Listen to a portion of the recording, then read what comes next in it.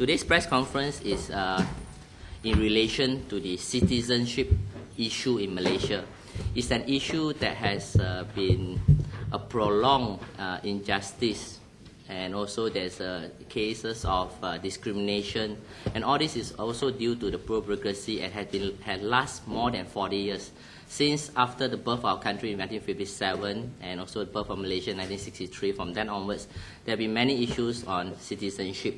And most of this, after studying the cases, we find is due to poor bureaucracy that leads to prolonged injustice and also discrimination.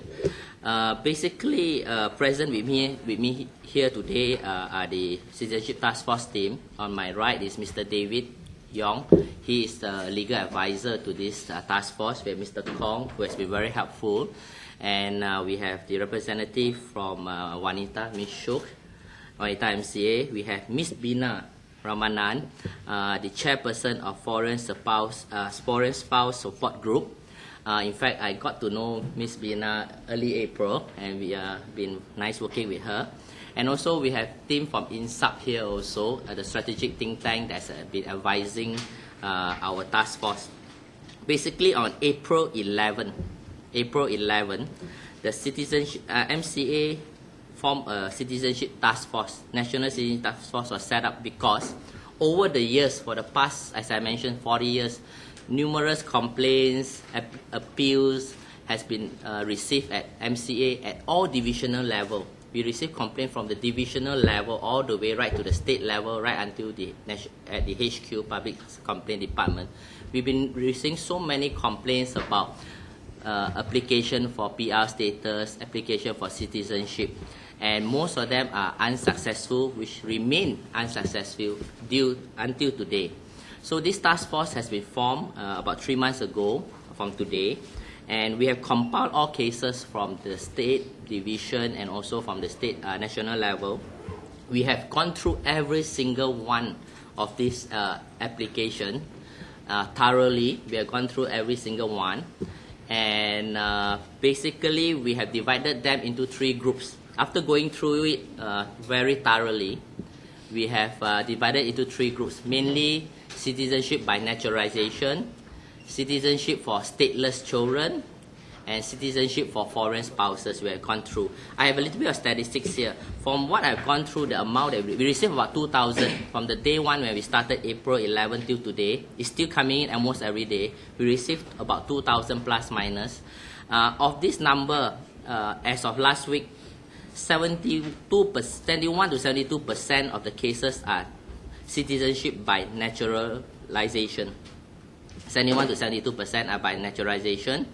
15% is from foreign spouses, and 14% is from stateless children.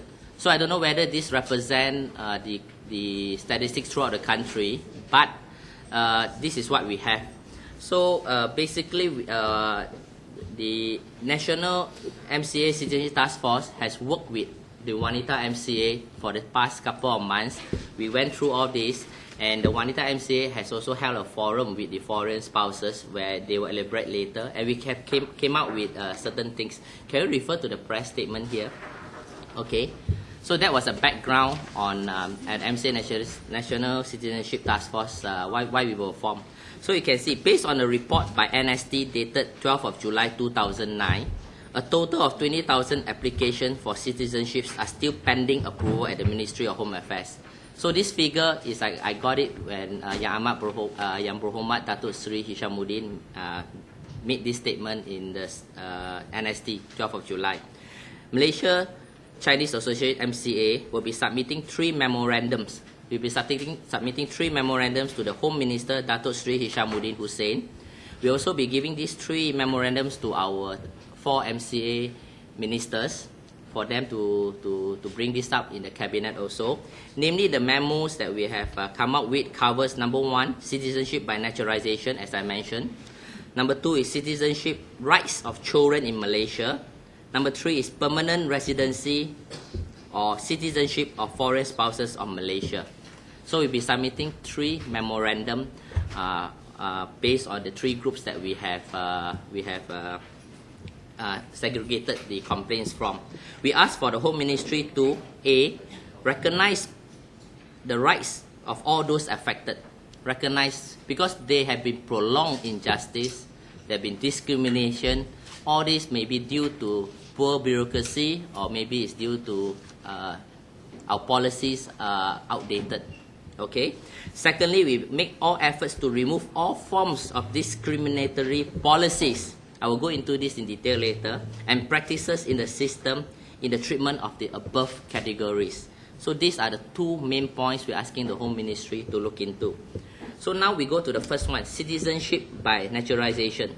Firstly, the MCA, National Citizenship Task Force, strongly believe that it's untenable that so many people in this country who have lived, contributed to the economy as well as nation building, has served the society fruitfully, and economy as well as nation building, has served the society fruitfully and meaningfully, and still being denied legitimacy as full Malaysians. They are denied access to the public facilities and amenities due to bureaucracy.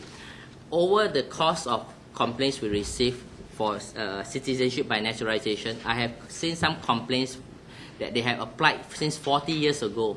Some of them have already in the late 60s, 70s. So these are all cases on citizenship by naturalization that we have taken out from the stack of things. Shows one thing: prolonged injustice and discrimination due to poor bureaucracy. Okay, so that is the first part. Can we go to number 2, the second part, citizenship rights of children in Malaysia? Secondly, the Convention on Rights of Children, CRC, oblige every country to protect each and every child. Article 15, bracket 2 of Federal Constitution, in the Federal Constitution states that any children below the age of 21, of whose parents, one at least, or was at death, a citizen, to be registered as a citizen upon application. That means upon application, they should be given citizenship already. And according to Article 8, in bracket 2 and Article 12, one enjoy rights in respects of education, and there shall be no discrimination on grounds of only religion, race, descent, or place of birth. Therefore, it's inhuman as it goes against the conscience of every Malaysian to deny any child the right to education, healthcare. These are, among others, the most basic human rights to all children. I pick up a case here on this citizenship by this what we call rights of children in Malaysia. That is a Malaysian, and he started applying for his child when he was 3 years old. The child is 12 years old now already. After 9 years, are still waiting. He has to every year apply for student pass for the child to go to public school.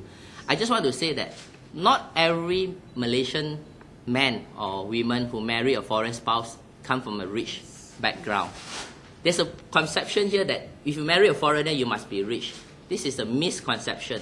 So what I'm meaning is that not every children that is not Malaysian, the parents have money to send them to private school. They still need public school education. And because they are not Malaysian citizens, they have to apply for student pass and they pay a higher rate. So we are denying, this is going against Article 8, bracket 2, Article 12, where one should enjoy rights in respect for education. We are denying them the basic human rights. So basically, this is also a case of discrimination.